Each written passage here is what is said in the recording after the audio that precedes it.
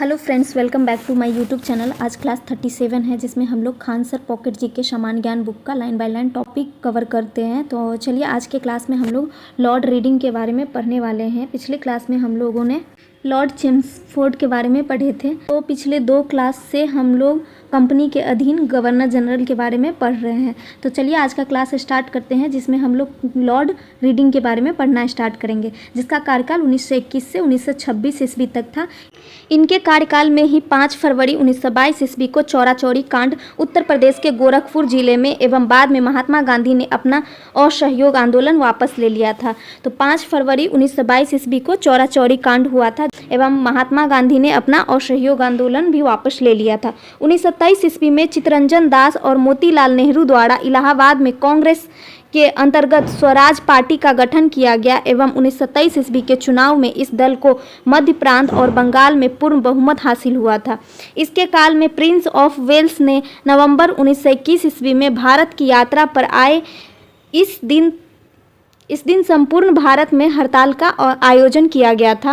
इनके शासनकाल के दौरान 1921 ईस्वी में मोपला विद्रोह हुआ था। भारत में 1922 ईस्वी से इलाहाबाद में सिविल सेवा परीक्षा ICS की भी शुरुआत की गई थी। 1922 ईस्वी में विश्व भारती विश्वविद्यालय द्वारा कार्य करना आरंभ किया गया था। इन्हीं के कार्यकाल में 1925 ईस्वी में प्रसिद्ध आर्य समाजी राष्ट्रवादी नेता स्वामी श्रद्धानंद की हत्या कर दी गई थी। अब हम लोग लॉर्ड इरविन के बारे में पढ़ते हैं, जिसका कार्यकाल 1926 से 1931 ईस्वी तक रहा था।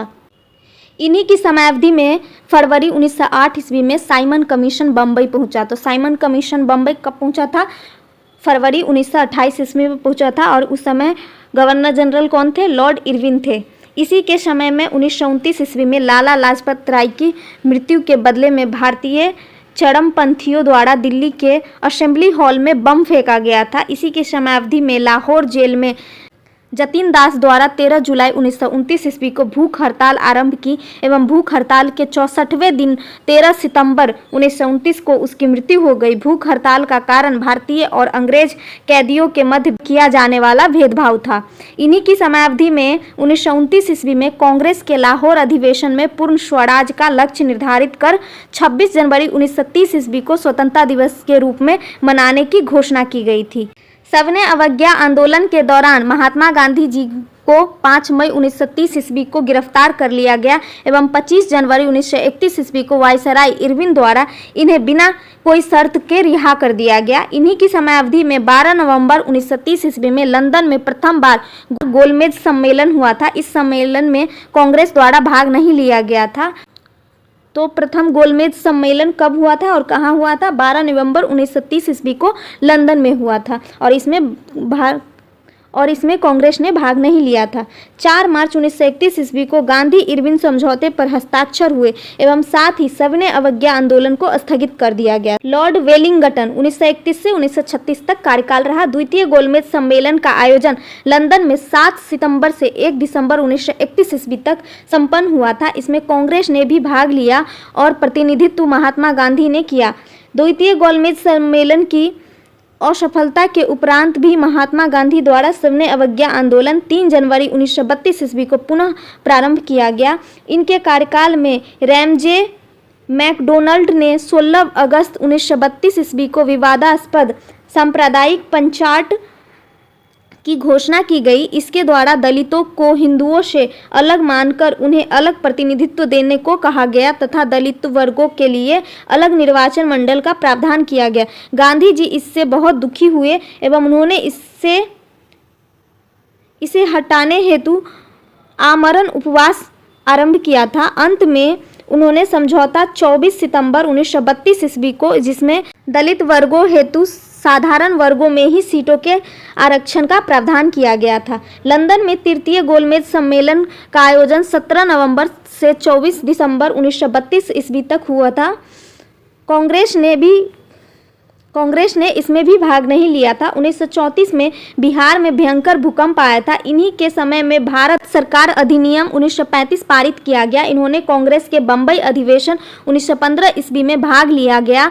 इस अधिवेशन को अध्यक्षता सर सत्येंद्र प्रसन्न सिन्हा द्वारा किया गया था। अब हम लोग लॉर्ड लिनलिथगो के बारे में पढ़ते हैं, जिसका कार्यकाल 1936 से 1943 ईस्वी तक रहा था। इनके कार्यकाल में 1943 ईस्वी में बंगाल में भयानक अकाल पड़ा था। इनके शासनकाल के दौरान पहली बार चुनाव कराए गए थे। कांग्रेस ने 11वें से 8 प्रांतों बॉम्बे, मद्रास, बिहार, संयुक्त प्रांत, मध्य प्रांत, उड़ीसा, उत्तर प्रदेश, सीमांत प्रांत, असम में अपनी सरकारें बनाई। प्रथम 6 प्रांतों में कांग्रेस को स्पष्ट बहुमत हासिल हुआ था।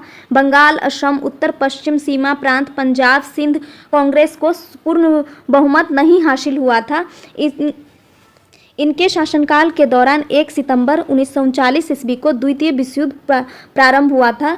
तो द्वितीय विश्व युद्ध कब प्रारंभ हुआ था? 1 सितंबर 1939 ईस्वी को प्रारंभ हुआ था। ब्रिटिश सरकार द्वारा भारतीयों से पूछे बिना भारत को भी द्वितीय विश्व युद्ध में झोंक दिया गया।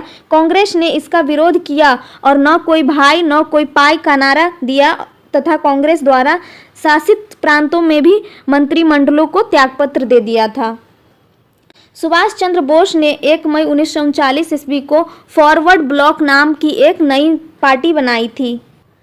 लीग के लाहौर अधिवेशन में 1940 ईस्वी में पहली बार पाकिस्तान की मांग की गई। अगस्त प्रस्ताव 8 अगस्त 1940 ईस्वी को अंग्रेजों द्वारा लाया गया। क्रिप्स मिशन 1942 ईस्वी में भारत आया था। कांग्रेस द्वारा भारत छोड़ो आंदोलन 9 अगस्त 1942 ईस्वी को आरंभ किया गया था। तो ये क्वेश्चन पूछे जाते हैं, भारत छोड़ो आंदोलन कब किया गया था आरंभ? 9 अगस्त 1942 ईस्वी को कांग्रेस द्वारा आरंभ किया गया था। अब हम लोग लॉर्ड वेवेल के बारे में पढ़ते हैं, जिसका कार्यकाल 1944 से 1947 ईस्वी तक रहा। वेवेल के समय में ही शिमला समझौता 1945 ईस्वी में संपन्न हुआ।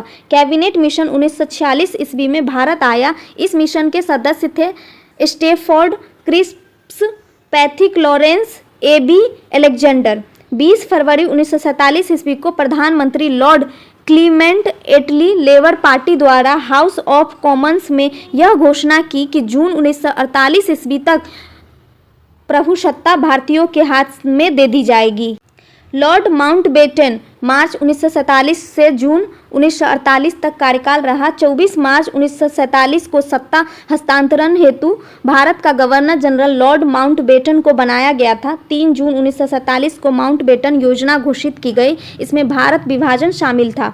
ब्रिटिश संसद में 4 जुलाई 1947 ईस्वी को इटली के द्वारा भारतीय स्वतंत्रता विधेयक पेश किया गया, जिसको 18 जुलाई को स्वीकृति मिली। विधेयक के अनुसार भारत एवं पाकिस्तान को 2 स्वतंत्र राष्ट्रों की घोषणा की थी। तो 4 जुलाई 1947 को इटली द्वारा भारतीय स्वतंत्रता विधेयक पास किया गया था, जिसको 18 जुलाई को स्वीकृति मिली थी। एवं विधेयक के अनुसार भारत एवं पाकिस्तान को 2 स्वतंत्र राष्ट्रों की घोषणा कर दी गई थी। 15 अगस्त 1947 ईस्वी को भारत स्वतंत्र हो गया। लॉर्ड माउंटबेटन स्वतंत्र भारत के प्रथम गवर्नर जनरल थे। नोट में है, स्वतंत्र भारत के प्रथम एवं अंतिम भारतीय गवर्नर जनरल चक्रवर्ती राजगोपालाचारी हुए थे। तो ये क्वेश्चन याद कर ले। स्वतंत्र भारत के प्रथम एवं अंतिम भारतीय गवर्नर जनरल कौन थे? चक्रवर्ती राजगोपालाचारी थे। तो कंपनी के अधीन गवर्नर जनरल के टॉपिक खत्म हो गए हैं। अब हम लोग आगे के क्लास में अंग्रेजी शासन के विरुद्ध महत्वपूर्ण विद्रोह के बारे में पढ़ना स्टार्ट करेंगे। तो इस क्लास को यहीं ख़त्म करते हैं। अगर वीडियो अच्छा लगा हो तो वीडियो को लाइक करें, चैनल को सब्सक्राइब करें और बेल आइकन दबाना न भूलें। मिलते हैं अगले वीडियो में। Thank you.